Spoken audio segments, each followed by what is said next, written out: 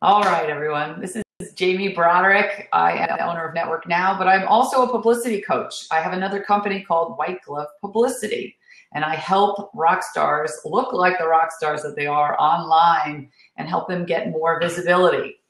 And one of my clients is Ms. Laura Barry. Ta-da!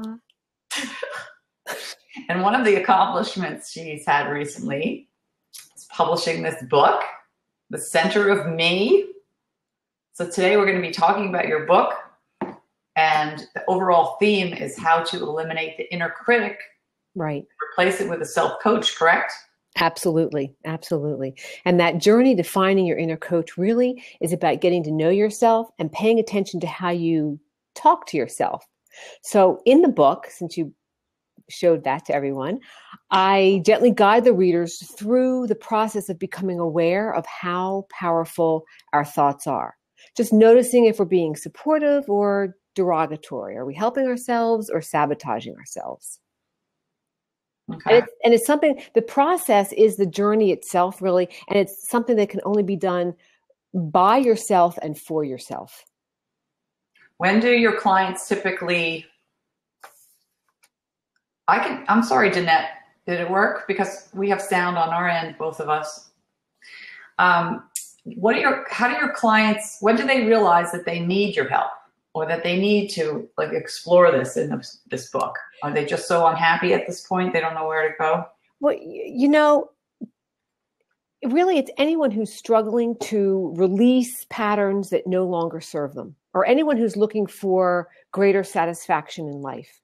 And I think it really, which in some ways could be applicable to everyone, but I think that there is a sub-segment of individuals who are aware. They're already noticing, you know what? I thought by this time in my life, with whatever it is that they've accumulated, that I'd feel differently. I'd feel happy. I'd have something inside of me that was better, different, nicer, or whatever. And they don't. And that's the journey of finding your inner coach, finding what it is and what it is that you say to yourself and how it is that you think, and possibly maybe reframing some things to just better support yourself. Okay, so what are they feeling instead of that? Are they feeling empty, ungrateful, lost, stuck? Yeah, you know what? It possibly could be all of those things. I think Or is it just that they don't have to be deep down in a hole to want to be able to improve their Right. They don't. It doesn't have a normal life and want to be even happier. Right. You're not hitting bottom. But if you've got some negative self-talk, and by that I mean little things like, I'm not good enough, I'm not successful enough, I'm not rich enough, I'm not, and you fill in the blank, thin, happy, whatever, enough, and you can fill in the blank for what it is, right? We're on autopilot. And we're given a lot of feedback throughout our lives supporting the idea that we're just not good enough. And the issue comes when we start to believe that, and it starts to shape what we think about ourselves, and it shapes how we show up in the world. And it's all over, right? It's not, I mean, we learn some of this when we're younger, for whatever reason. In our childhood, maybe we're told something or we believe something that just tells us that we're not good enough. And we take that and we believe that thought. The ads on TV tell us over and over again that women need to be a certain size or wear certain clothes to be accepted in society. And well, men have to have a certain car to get the woman or to look successful. And children, they're made fun of in school for not wearing certain name brands. And so it's this thought in our head that we're not good enough. And how do we remedy that? How do we take a look at that? And that's not to say that we're not being honest with ourselves, right? That's not to say if I need to lose 25 pounds that I'm saying to myself, oh, you look great, you don't need to lose any weight, if I really believe that I need to. But there's a difference in saying, oh God, you look horrible. I can't believe that you've gained this weight and you just look ugly, and look how horrible you look in the clothes that you're wearing. And, and you just put yourself down over it, versus kind of holding yourself in a loving place and saying, okay, you know what? I've gained some weight. I am 25 pounds overweight. And how can I support myself? What is it that I can do for myself to support myself in the process of losing the weight that I want to lose? Because beating yourself up does no good. Right. There's one page in your book where you talk about the word should have and then compare it to could have. Right. Could have versus should have. That's really like a simple thing like that. One little letter. Right. Big meaning difference. Yeah, absolutely. Because should have implies that you did it wrong. Mm-hmm. And could have means, okay, well, there are options, right? Mm-hmm. And anything that we've done in the past, it's done. It's done. We can't beat ourselves up over it because there's nothing, if beating ourselves up over it could change the past, then have at it, but it can't. So, and, it's interesting in our culture, that's what we do. We look at something in our past and we wish we could have done it differently. And then we beat ourselves up over and over and over again. In the Buddhist culture, they look at something that they've done in the past and realize, okay, they could have done it differently. And then they celebrate the fact that they have new learning, they have new knowledge. Mm-hmm. Now they know a different way that they can show up. And it's beautiful. And it doesn't mean that we are diminishing the fact that maybe you owe an apology to somebody, or maybe you need to fix a situation or go back and have a discussion with somebody. We're just saying that inaction and only beating yourself up really leads to no progress. Right. Yeah, that's very prevalent in the entrepreneur world, right? People say you're not moving forward unless you're failing, because you have to take those failures as life lessons and education and right. use it. Right. It's better to shift, like we just talked in the last blab about just putting it out there, learning from it, than doing it better the next time. So it's kind of the same concept, not being afraid and learning, not beating yourself up and just being, you have to just laugh about that TV interview where I lost my life. Exactly. And you know what? Why not? I mean, it happened, you learned from it, and you move on. But if you continually beat yourself up over and over again, you can feel your energy just spiraling down. Mm-hmm. Yeah, you can. Danette is saying you just have to do it afraid sometimes. So you just take that fear and chat. It's just energy, and just channel that energy into action. Right. Okay. Yeah, absolutely. And you can do this both from a professional perspective as well as a personal perspective. I mean, everything that I talk about in my book and that I share in the exercises are all meant to be done personally. But the results and its application can be whether it's in your professional life or your personal life. Okay. I love Laura Barry, by the way, author of The Center of Me, for anyone that just joined.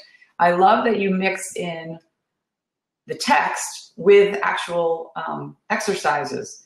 So I like to do that in the training workshops that I offer myself, where you actually apply what you're learning right then, rather than taking it and just putting it in a drawer and say, someday I'll get to that, or never. Right. I always say, don't read my book, do my book. Because if you read it, I mean, it's a quick read. You can sit down in a few hours and you can kind of read through the whole book. The book is meant to be done. You need to do the book, because that's where the healing and the growth will occur. So what other healthy habits can you combine? Because some of your exercises are about, sitting quietly, taking some deep breaths, envisioning your thoughts, and so on and so forth. So are you a proponent for yoga or meditation or exercise or healthy nutrition? Or all of those actually would be fabulous. What is important is how it is that you pay attention to yourself. And our society is so filled with exaggerated busyness and reliance on external things that we don't take that quiet time to unplug and just be with ourselves. And I think in some ways it's uncomfortable. And we've gotten away from even knowing who it is we are and what it is we want. I remember one weekend when the family was gone. They were all on different, camping or whatever it was. And I was home by myself, and I was going to, at that time, rent a movie and get a pizza. And I walked into the movie rental place, and I was overcome with, I didn't know what it was that I wanted.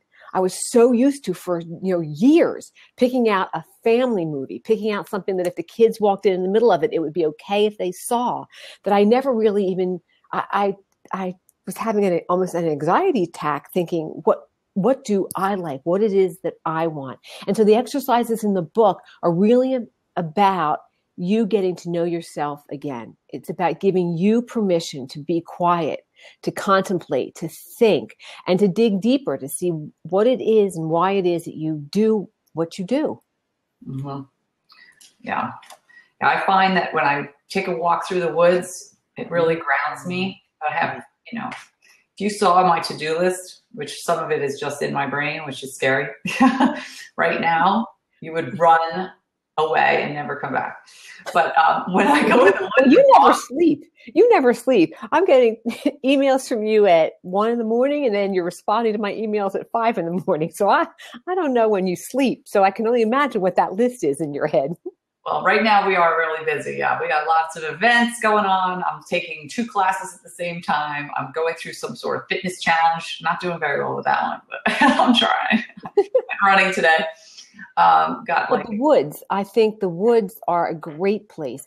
Nature is a fabulous place to just unwind and de-stress. And there's the oxygen is so much more readily available for us in the forest or in the woods with trees, right? They give us much more oxygen. And so I think that's a great place to go and to feel grounded and to be unplugged, to be separate from all of these exaggerated busyness devices that we have that keep us from ever getting quiet and centered.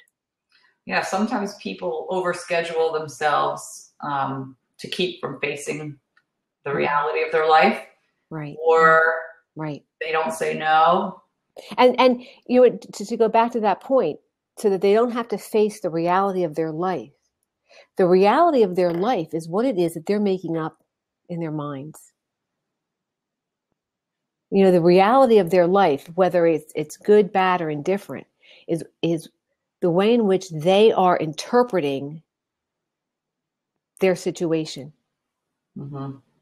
And we use judgment a lot, right? So the 2 voices that we have would be what I call in my book, the critic or the coach. It could be, your ego voice, your spirit voice, the angel, devil, whatever, however you want to look at that. But our critic voice is the one that always speaks first. It speaks louder. It is incessant. It is nonstop. It is critical. It is judgmental, and it blames. And it takes a little bit of time to start to recognize that that's what's going on.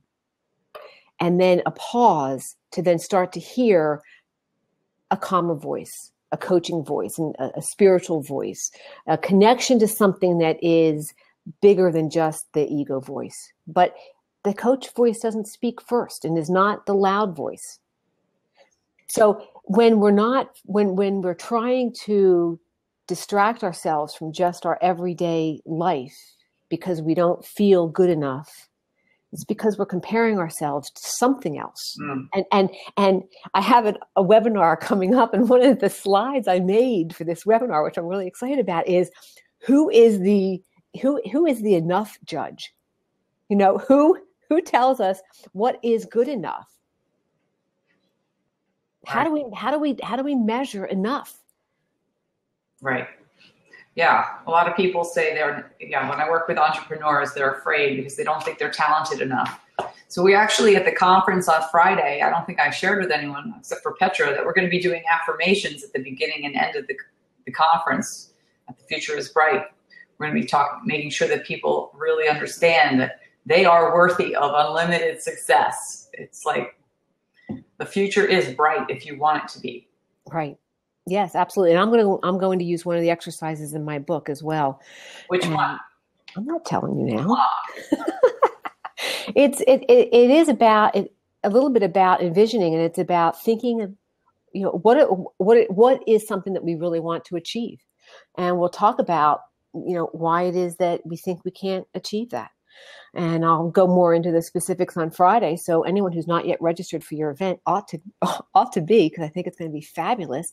But then it's going to be followed up by somebody else with some greater in-depth use of the same exercise. And I think it's going to be really powerful. But it is, and it's getting out of our own thoughts, right? Because sometimes we think these things and we just keep it in our minds. And when you just keep it in your mind, it's kind of like if you locked something away in a dark, warm, moist environment, a lot of mold and yuck is going to grow. But if you expose it to light, you get the chance to play around with it and see, is this really real? Is what I'm thinking really real? I love my mother. God bless her. She's gifted in so many ways. And one of the games that I play with her sometimes is, is it true? And she'll talk about, this happened several years ago, and I talk about this in my book. This happened several years ago, but she was talking about someone in her life. I'm not going to name names, but she was talking about someone in her life, and she was really kind of getting upset about a particular situation that happened. And she was really getting upset, and this shouldn't have happened, and I can't believe this person did this, and blah, blah, blah, blah, blah. And I said, well, Mom, is that true? And she says, what do you mean? I said, well, do you know that so-and-so did this because of X, Y, and Z and P, D, and Q? And she said, well, no, but that makes sense to me that that's why they would do it. And I said, well, how does it make you feel when you think that this person did this because of that reason? She goes, well, I think it's horrible, and it makes me feel bad, and I don't know why they would ever do this. And I said, okay, so if you don't know that it's true, and it makes you feel horrible to think that that's why they did it, then why would you think that thought? And the same thing is true for us. And the same thing is true for everyone in our life. I know for me, I want to be given the benefit of the doubt all the time. Like you were saying earlier, sometimes people read your email and they think, oh my goodness, is Jamie mad at me? Because you didn't, hi, how are you? Or you didn't put in, you answered their question. They asked you, can you do something? And you responded back to them, done. And they think that you're mad at them. Well, why? Because that's just how they interpreted something. And so they interpreted something one way. They didn't bother to question, could my interpretation be wrong? Could there be another way of looking at this? And if they thought that thought, could there be another way of looking at this? In a way, they would be giving you the benefit of the doubt that, oh, Jamie didn't mean to be short with me. Maybe she's busy. Maybe she's whatever. Maybe she's in a rush, but my email was so important. She wanted to get something back out to me immediately. And so there's a whole bunch of ways that you can interpret something. So why would you interpret it negatively? Why would you? I know I want to be given the benefit of the doubt whenever I may be short or I may be distracted with something. I would hope that others would give me the benefit of the doubt. And so why wouldn't I give them also the benefit of the doubt? Yeah, it can take you down a path that just shouldn't be. I've had people say they were ready to quit their business because of interpretations of things that were just totally made up. Right. That these 3 prospects are not calling me back. So that means no one's interested in my business. I'm a loser. I'm going to close up shop. I give up. I'm like, right. They didn't get the message, or they're busy, or they forgot, or like, doesn't mean you're a loser. Right. But then, but what else is going on in their life that one little incident caused that kind of reaction? And is anyone willing to dig a little deeper to say, okay, you know what? The feeling that I have with this person not calling me back is similar to something else. Or the thought, this thought in my mind that I'm a loser or I'm not good enough, I'll never be successful, isn't challenged. And when our thoughts aren't challenged, that's when we suffer. So do we just make a conscious effort every day to ask ourselves that? Is this real? I think it's every day, and it's with every thought. And this notion of thinking about this every day really can be a game changer, because we all have thoughts. Some thoughts support us and some thoughts sabotage us. And thoughts like we just discussed, I'm not good enough, I'll never be thin enough or rich enough, right? If we're not questioning the thoughts that sabotage us, how we feel about ourselves becomes negative. And that negativity then creates suffering. And then we don't get to live up to our highest potential, or your clients don't get to deliver the greatest version of themselves because we're believing these sabotaging or negative thoughts. And then you're passing it down to your children because they're seeing you and hearing you. Right. Right. Yeah. This is when actions speak louder than words. Absolutely. Mm-hmm. Absolutely. Yeah. You had mentioned in the beginning about how when you hear something as a child, you can internalize that and take that, and it changes your perception of things. It also could be the lack of words or the lack of action or somebody being absent. Right. Right. Right. Yeah. So you'll hear it in my speech on Friday. We're going raw. We're going real, girl. Oh, good. We're going to talk about how when I was young, I felt invisible, small, not heard, because my parents were so busy fighting with themselves. Mm-hmm. They didn't have time to give my brother or me any attention at all. Right. We were kind of just doing our thing. Mm-hmm. So now I realize after a couple of years of figuring out my why, that is why it's so important to me to give other women their voice, make sure they know that they can make an impact in this world. It's just, it all goes back to that feeling unimportant, that I didn't matter as a little kid. Right, right, right. And as an adult, you can go back and look at that and two things, right? You can do some inner child work, which is, what my book is all about. And, how is it that you show up for yourself now? Mm-hmm. Knowing that's what you craved as a child. How is it that you show up for yourself now? When I was, I don't know, maybe 5 or 6 years old. And again, I would never want my mother to feel bad about this, but I asked my mom if I was pretty. I can still see the dress I was wearing.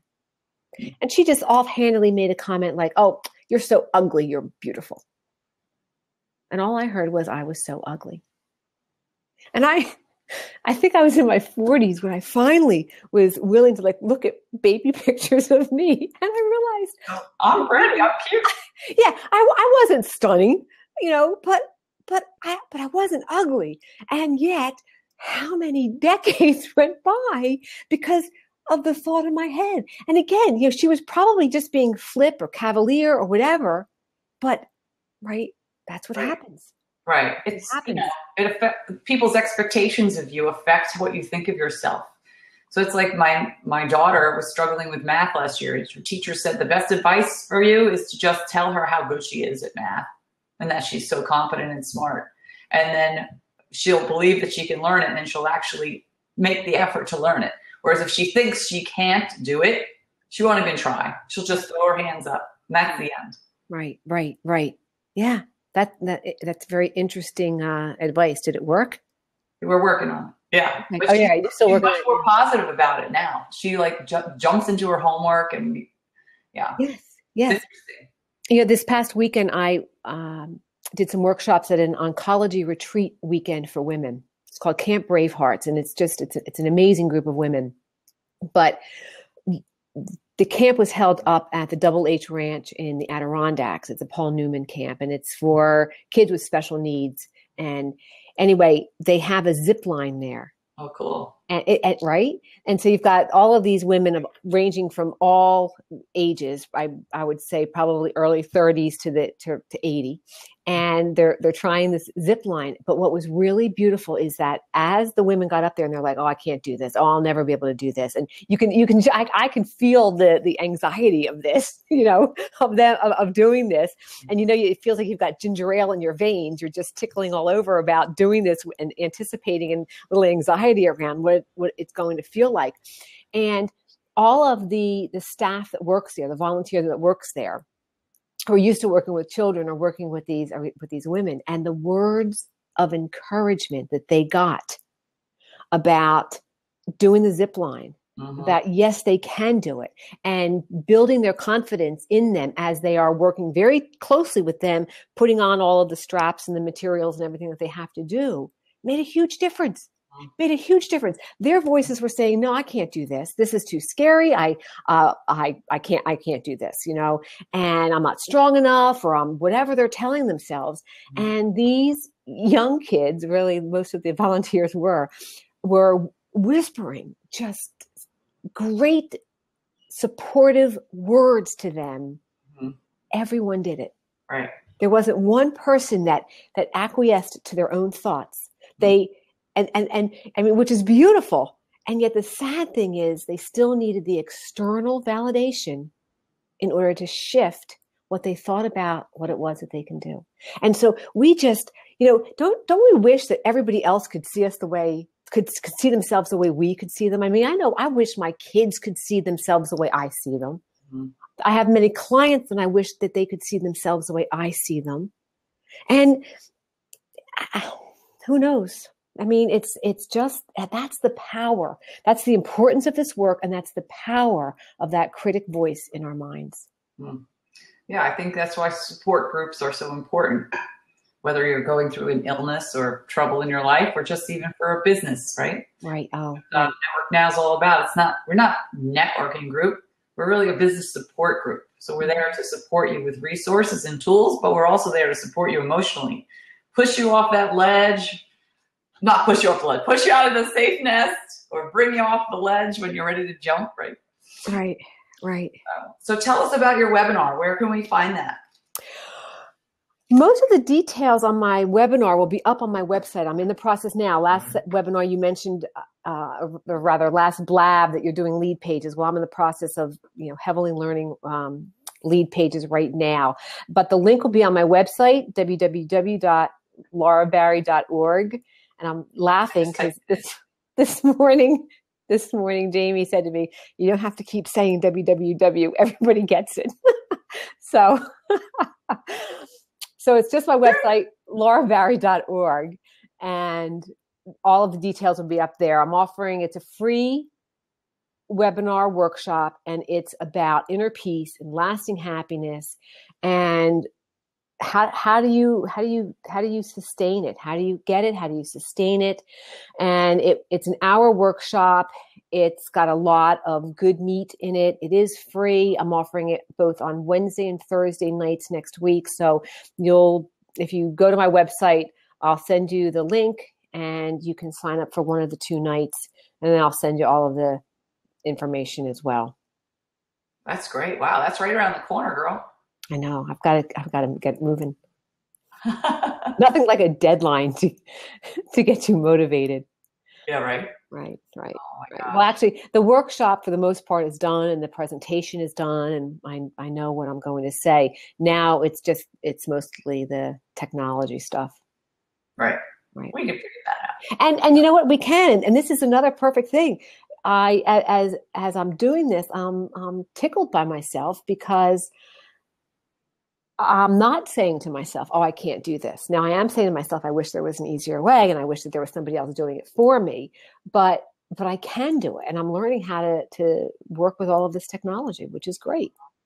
Yeah. Yeah. That's kind of my MO. I just make a commitment and then I figure it out. Yes. So I trust myself that I'm going to be able to figure it out. So beautiful. Yeah. Kind of like Kickstarter. Some people raise money before they even have anything physically to sell. They raise the money and then deliver on their promise. Right. They're really believing in their abilities too. Yeah. So want to give me some final summary about your book, Center of Me, Laura Barry? Yeah. So the Center of Me, the journey to finding your inner coach. So the exercises are meant to help you get to know yourself and to be kind to yourself, most importantly, and to be realistic with yourself. You can purchase the book either on Amazon or on my website, through my website, laurabarry.org, and I can autograph it for you if you'd like. And I think the thing that I'd like to leave everybody with is, remember a while ago, L'Oreal had this series of commercials, for some of their more expensive items, and their fabulous tagline was, because you're worth it. And so my advice to everyone is just be your own L'Oreal commercial, because you're worth it. I love it. Yeah. That's great. Thank you, Laura. Yeah, you're welcome. For those that joined us, thank you so much. We had a lot of people jumping in and out. We're going to... does anybody have any questions before we wrap up? Well, Jeanette's been very interactive. Yeah. And there's just a couple people left here. We have 40 people in and out, so that's pretty cool. Cool. Excellent. It'll be up on YouTube in a few minutes, and it'll also be here in my lab channel. Great. Excellent. Thank you. All right. So I'll see you soon, Laura. Okay. Bye-bye.